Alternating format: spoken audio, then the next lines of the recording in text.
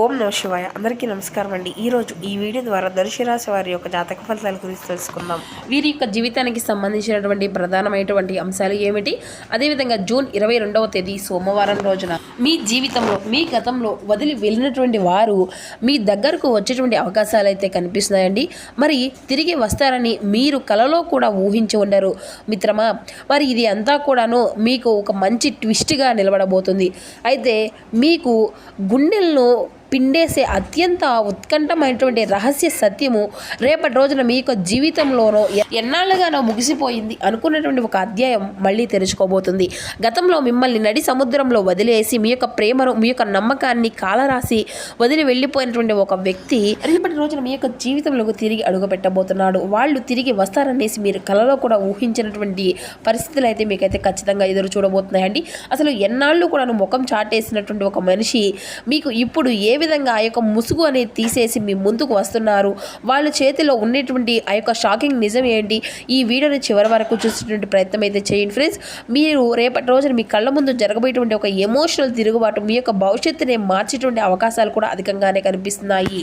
ప్రతి ఒక్కరి జీవితంలో ఎన్నెన్నో సమస్యలు, ఎన్నెన్నో ఇబ్బందులు, ఇటువంటి సమస్యలతో బాధపడుతూ ఎక్కడెక్కడ జ్యోతిష్యం చెప్పించుకొని నిరాశ చెందినటువంటి వ్యక్తులు అయితే చాలామంది ఉండుంటారు కదండి. మరి ఇటువంటి వారి అందరికీ కూడా శ్రీ మహంకాళి అమ్మవారి యొక్క దివ్య ఆశీస్సులతో జ్యోతిష్యం చెప్పండి అండి గురువు గారు గోపయ్య స్వామి గారు. మనం ఎక్కడ ఉన్న చోటనే ఉన్నటువంటి మన యొక్క గురుగారిని ఒక చిన్న ఫోన్ కాల్ ద్వారానే కాంటాక్ట్ అవ్వచ్చండి. మన గురుగారి యొక్క కాంటాక్ట్ నెంబర్ వచ్చేసి 79890497. మీకు అది ఏ విధమైనటువంటి సమస్య అయినా కావచ్చు, కుటుంబం, వ్యాపారం, కోర్టు, విదేశీ ప్రయాణం, ఆరోగ్యం, రాజకీయం, సంతానం, ప్రేమ, పెళ్లి, భార్యాభర్తల మధ్య సమస్యలు, అత్తగుడుల మధ్య సమస్యలు, కుటుంబ వ్యవహారాలు, ఆస్తి తగాదాలు, అప్పుల బాధలు, కోర్టు వ్యవహారాలు, ఎటువంటి గుప్త సమస్యలకైనా మన యొక్క గురువు గారిచే మంచి పరిష్కార మార్గం అయితే మీకైతే ఖచ్చితంగా లభిస్తుందండి. అది కూడా విత్ ఇన్ డేస్లోనే మీకైతే ఒక మంచి మార్గాన్ని మన గురుగారు ఫోన్ కాల్ ద్వారా తెలియపరుస్తారండి. మీకు ముఖ కవళికలు చేయి ఫోటో గోత్రం ఆధారితంగానే మీకు ఉన్నటువంటి సమస్యకు తగినటువంటి మంచి మార్గాన్ని అయితే మన యొక్క గురుగారు తెలియపరుస్తారు.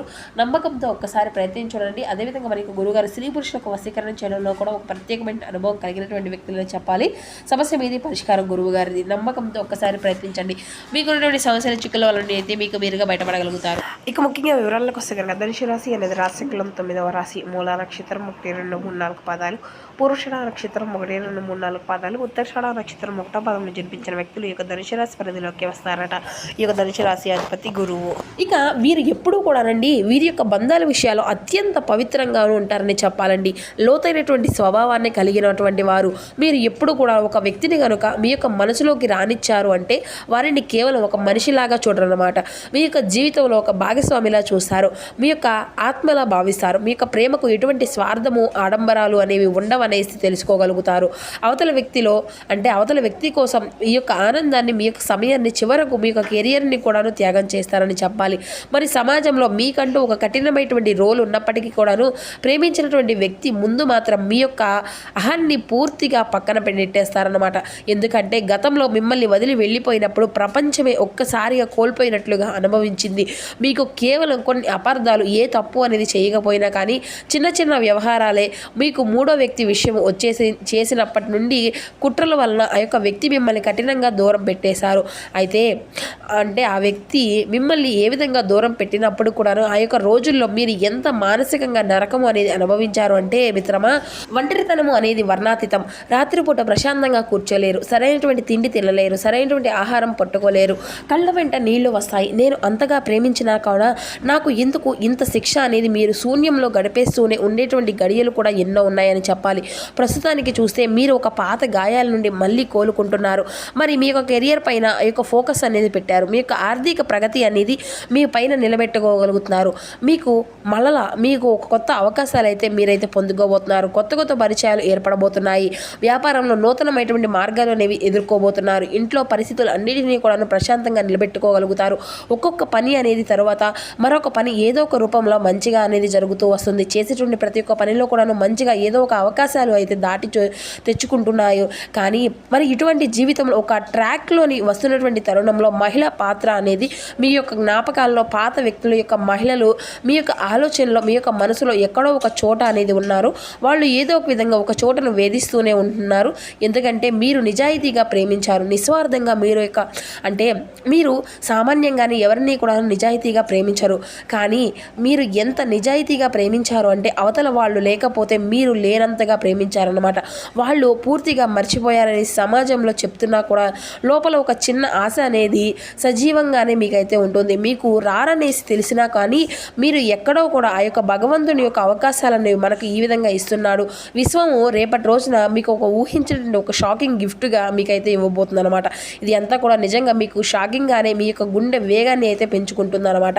మరి ముఖ్యంగా రేపటి రోజున మీ యొక్క వ్యక్తిగతంగా మీ యొక్క జీవితంలో ఒక మహా భూకంపం లాంటి మార్పు అనేది మీకైతే పొందుకోబోతున్నారు.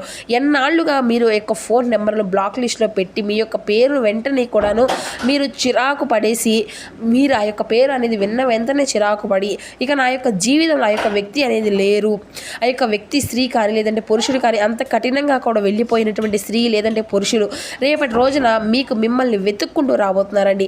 అది ఏ విధంగా సాధ్యం అనేది కూడా చాలా మీకైతే ఆశ్చర్యాన్ని కలిగిస్తుంది.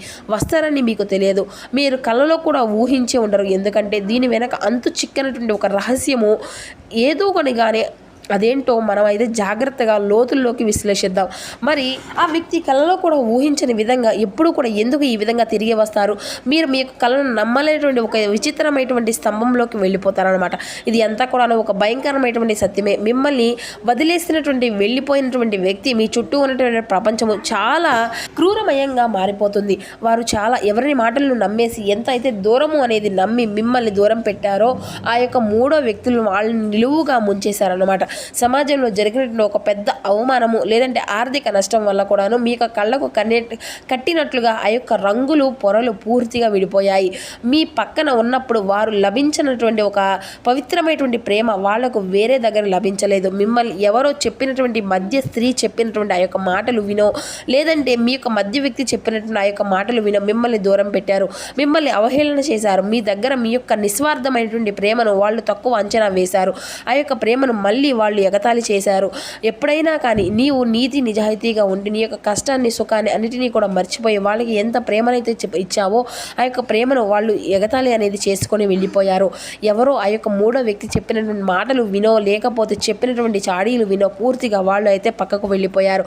ఈ లోకంలో మరెక్కడా కూడా దొరకనటువంటి కఠినమైనటువంటి నిజం వాళ్ళకి ఈ యొక్క ఆలస్యంగా బోధించబడుతుంది. తమ యొక్క తప్పును తెలుసుకొని లోపల ఉన్నటువంటి అహంకారాన్ని పూర్తిగా చంపుకొని మీ యొక్క కాళ్ళ దగ్గరకు వచ్చి క్షమాపణలు కోరుకునేటువంటి సమయము అయితే వచ్చేసింది.